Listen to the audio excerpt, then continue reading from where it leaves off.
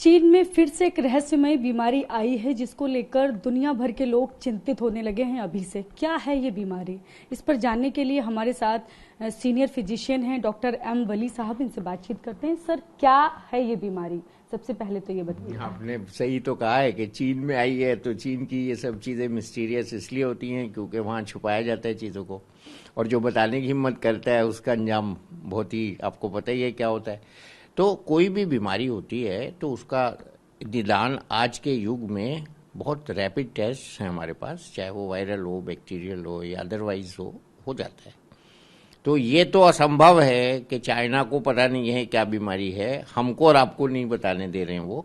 WHO को भी अंधेरे में रख रहे हैं। बड़ा अजीब सा अंग्रेजी वाला स्टेटमेंट WHO को आता है कि हमने रिपोर्ट मंगाई है और सावधानी रखिए। तो ये तो सबको कोविड के बाद पता ही हो गया ना।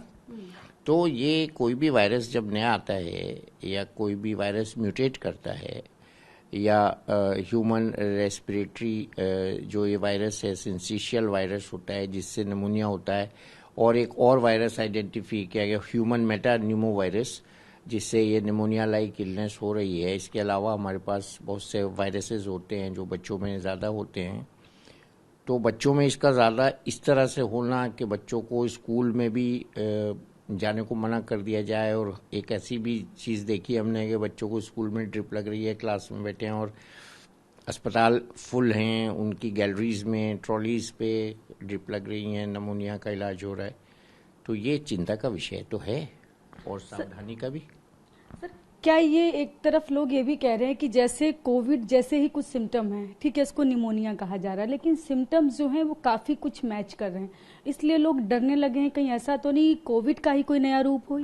देखिए, चूंकि ये सिर्फ बच्चों में हो रहा है तो यहाँ मैं थोड़ा सा आपको रिएश्योर करना चाहूँगा कि ये कोई ऐसा ही वायरस है जो बच्चों में निमोनिया कर रहा है। तो कोविड तो ज़्यादातर विश्व में लोगों को इम्यूनिटी हो गई है, और अब कोविड की सावधानी तो एक ही रह गई है, मास्क, सोशल डिस्टेंसिंग।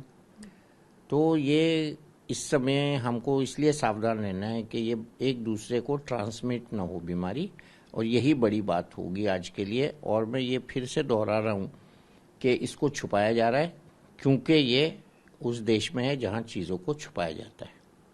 सर, हर बार कुछ नई नई बीमारियां आ रही हैं लगातार इधर कुछ सालों से।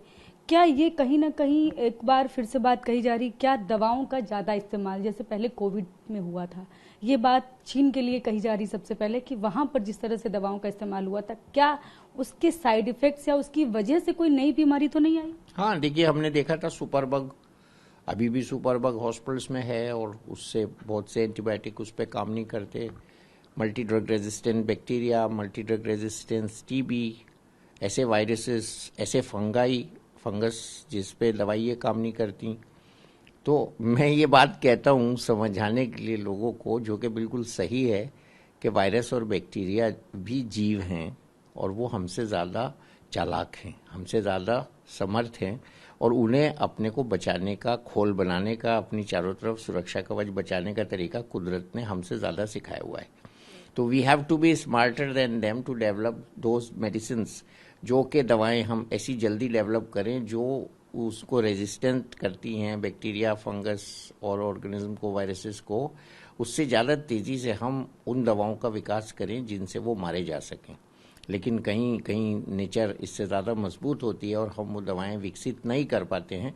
इसीलिए ये सब रेजिस्टेंस के बाद बीमारियां नई नई वजूद में आ रही हैं, और लोगों की अनभिज्ञता और population explosion, lack of hygiene और उल्टा सीधा खाना जो जानवर खाते हैं चाइना में लोग, उससे जो जूनोटिक बीमारियां होती हैं वो ह्यूमन में आ जाती हैं। मैं आपको फिर से ये बात दोहरा रहा हूँ, और हमारे देश की संस्कृति से ये बड़ा रिच स्टेटमेंट है कि वेजिटेरियन खाना जो है वो इन सब बीमारियों को रोक सकता है। सर, अभी आपने तमाम कारण बताए, लेकिन फिर से मैं एक बार यही सवाल कर रही हूँ कि क्या वजह क्या है इस बीमारी के आने के? इस बार पुरानी बीमारियों की तो बात छोड़ते थे, ये जो आई है निमोनिया इस वक्त जो बच्चों में ज्यादा हो रही है, तो उसका क्या कारण है?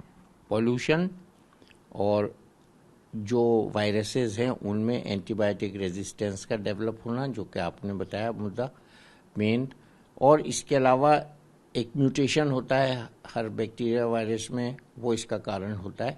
और ये हमेशा से होता रहा है और अब आगे भी होता रहेगा, लेकिन हमको सावधान रहना है।